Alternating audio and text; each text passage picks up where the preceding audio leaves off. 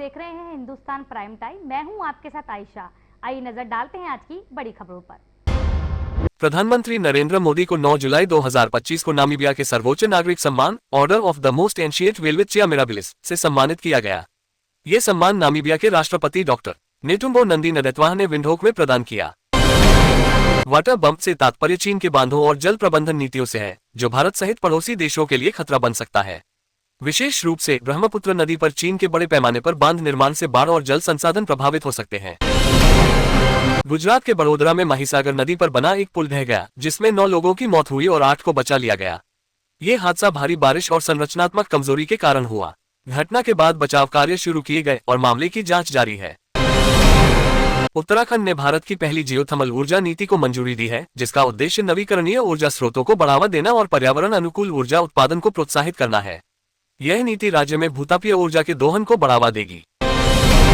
जुलाई 2025 को डॉक्टर श्यामा प्रसाद मुखर्जी की 125वीं जयंती पर देशभर में समारोह आयोजित किए गए। भारतीय जनता पार्टी और अन्य संगठनों ने उनके योगदान, विशेष रूप से जम्मू कश्मीर के एकीकरण और अखंड भारत के लिए उनके प्रयासों को याद किया। मोनिका कपूर, जो 2 दशकों से भारत में वित्तीय धोखाधड़ी के मामले में फरार थी, को अमेरिका में गिरफ्तार किया गया। ये गिरफ्तारी भारत और अमेरिका के बीच प्रत्यर्पण सहयोग के तहत हुई। मामले की जांच भारतीय एजेंसियां कर रही हैं।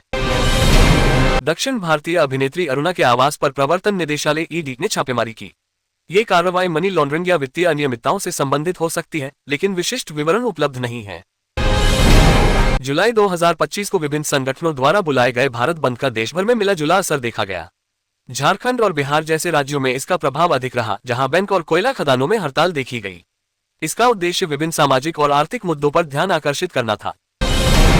सुप्रीम कोर्ट ने उदयपुर फाइल्स फिल्म की स्क्रीनिंग के खिलाफ दायर याचिका पर सुनवाई से इनकार कर दिया। याचिका में फिल्म को सामाजिक सौहार्द बिगाड़ने का आरोप लगाया गया था, लेकिन कोर्ट ने इसे खारिज कर दिया। स्मृति ईरानी, जो सास भी कभी बहू थी में तुलसी के किरदार से प्रसिद्ध हुई थी, 25 साल बाद टेलीविजन पर वापसी कर रही हैं।